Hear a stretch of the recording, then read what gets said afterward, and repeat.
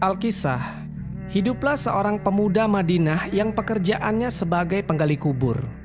Selain dia bertugas menggali kubur ketika ada warga yang meninggal dunia, dia juga sering mencuri barang-barang berharga yang dikuburkan bersama jenazah. Pencurian ini dilakukan ketika keluarga jenazah pergi meninggalkan areal pekuburan. Setelah ditimbun tanah, dia gali kembali kuburan itu demi bisa mengambil barang berharga yang ikut dikuburkan bersama jenazah. Bahkan dia juga akan mengambil kain kafan jenazah jika dianggap kain kafan itu berharga. Pada suatu hari, ada seorang gadis di Madinah yang meninggal dunia. Gadis ini terkenal dengan kecantikannya yang luar biasa di kota itu. Di samping kecantikannya itu, gadis ini juga sangat solehah dan pandai menjaga diri. Semasa hidupnya, banyak laki-laki yang naksir dengan gadis cantik ini. Suatu hari, ketika gadis ini meninggal dunia, si pemuda penggali kubur ini memulai aksi bejatnya. Begitu suasana pemakaman sudah sepi, dia menggali kembali kuburan gadis itu. Pertama-tama, dia ambil kain kafannya. Pada saat membuka semua kain kafan si gadis, maka terlihatlah kecantikan wajah dan tubuh dari gadis itu, hingga membuat mata si pemuda terpesona karena melihat begitu indahnya tubuh jenazah si gadis. Tanpa berpikir panjang, pemuda penggali kubur itu pun langsung melampiaskan syahwat bejatnya kepada jenazah gadis tersebut. Setelah itu, pemuda ini menutup kembali kuburan itu dan pulang ke rumahnya. Namun setelah melakukan hal tersebut, dia merasakan seperti dikejar-kejar dosa, dan hal itu membuatnya sangat gelisah. Akhirnya pada suatu hari, pemuda ini berniat untuk menemui Rasulullah SAW di Madinah. Di sana dia ketemu dengan Umar bin Khattab. Setelah mengucapkan salam kepada Umar, dia kemudian bertanya dengan cemas dan hati-hati. Pemuda ini bilang, "Apa pendapatmu jika ada seseorang yang berzina?" Kemudian dengan tegas Umar menjawab, "Jika dia sudah menikah, dia harus dirajam sampai mati. Jika belum pernah menikah, maka akan dicambuk 100 kali dan diusir dari kampung selama 1 tahun." Lalu pemuda ini bertanya lagi, "Lalu bagaimana jika ada orang yang menzinahi mayat dan orang itu belum menikah?" Umar pun terdiam mendengarnya. Bulu kuduknya berdiri mendengar pertanyaan pemuda itu. Maka Umar berkata, "Sungguh keterlaluan. Aku tak bisa membayangkan sebesar apa dosanya orang itu. Memangnya siapa yang berani melakukan perbuatan keji seperti itu?" Sambil gemetaran, pemuda ini menjawab, "Wahai Umar, aku sendiri yang melakukannya. Apakah Allah masih mau mengampuni perbuatanku ini?" Tanpa berkata apapun, Umar langsung cepat-cepat berjalan masuk ke dalam masjid dan dia menangis. Rasulullah SAW yang ada di dalam masjid itu heran melihat Umar yang tiba-tiba menangis. Kemudian Rasulullah SAW bertanya kepada Umar apa yang membuat dirinya sampai bersedih seperti itu. Umar menjawab, "Wahai Rasulullah, di luar ada seorang pemuda yang membuat bulu kudukku berdiri, dan dia ingin bertobat dari dosa-dosanya." Utsman bin Hasan bin Ahmad bin Asyakir Al-Khawbawi dalam kitabnya yang berjudul Duratun Nasihin menceritakan, selanjutnya Rasulullah SAW memerintahkan Umar bin Khattab untuk menyuruh pemuda itu masuk ke dalam masjid.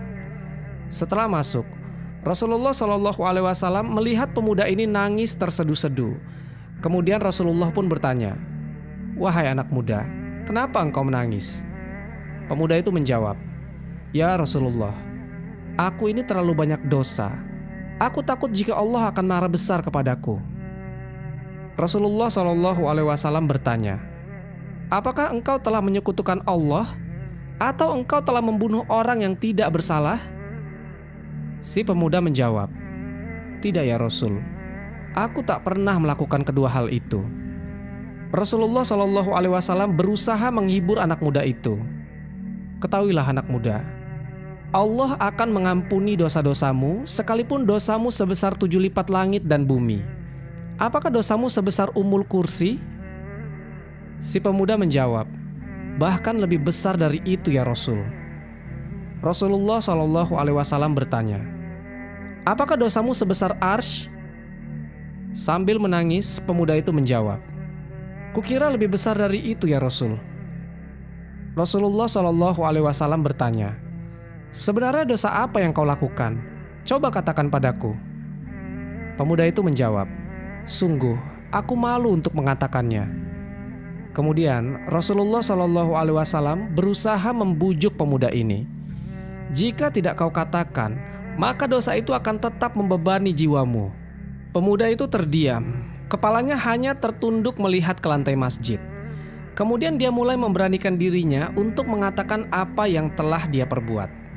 Pemuda ini bercerita, aku telah 7 tahun bekerja sebagai penggali kubur. Suatu hari ada gadis yang meninggal dari kaum Ansor. Semasa hidupnya, dia adalah gadis yang sangat cantik. Secara diam-diam, kugali kuburannya dan kubuka kain kafannya. Awalnya aku hanya berniat mengambil kain kafannya saja, tapi kemudian aku tak bisa menahan syahwatku.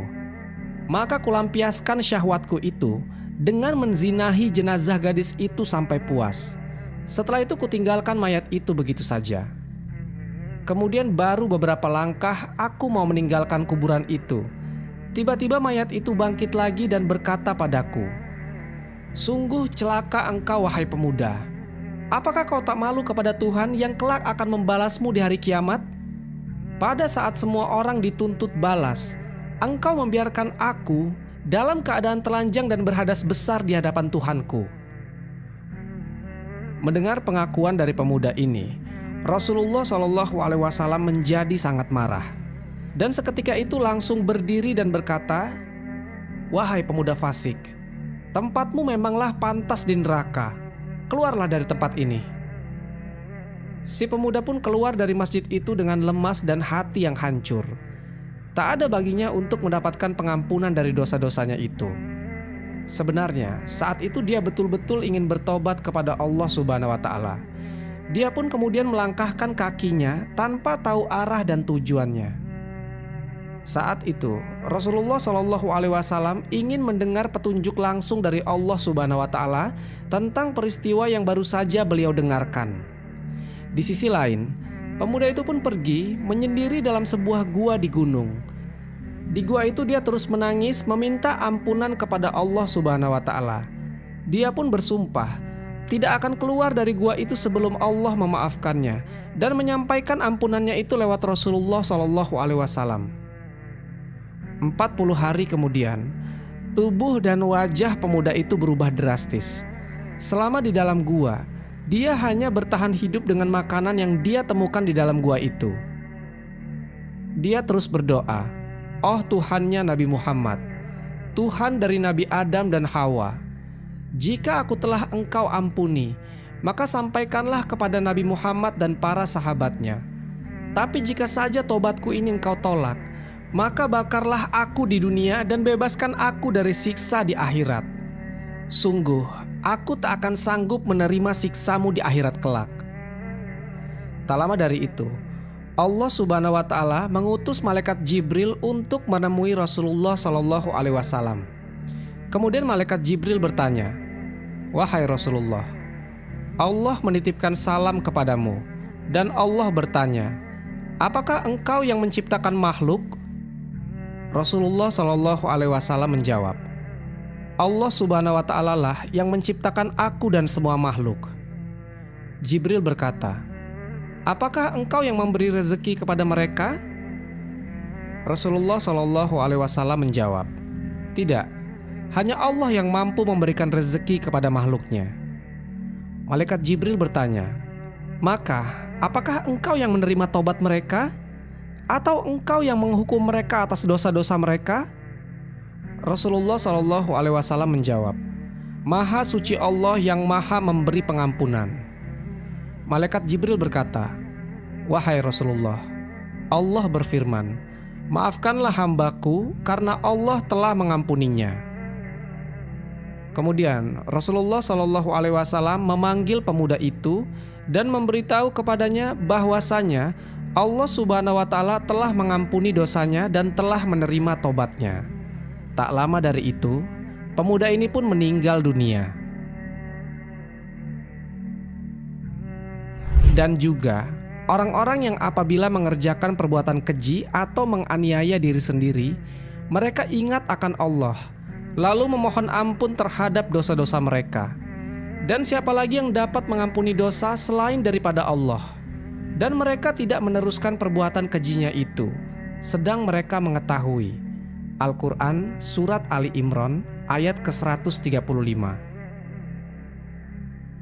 Wallahu a'lam bishawab. Semoga kisah ini bermanfaat. Lebih dan kurangnya mohon dimaafkan. Yang benar datangnya dari Allah Subhanahu wa Ta'ala. Khilaf atau keliru itu datangnya dari saya pribadi sebagai manusia biasa. Sampai ketemu di kisah-kisah seru yang penuh makna selanjutnya. Saya akhiri. Wassalamualaikum warahmatullahi wabarakatuh.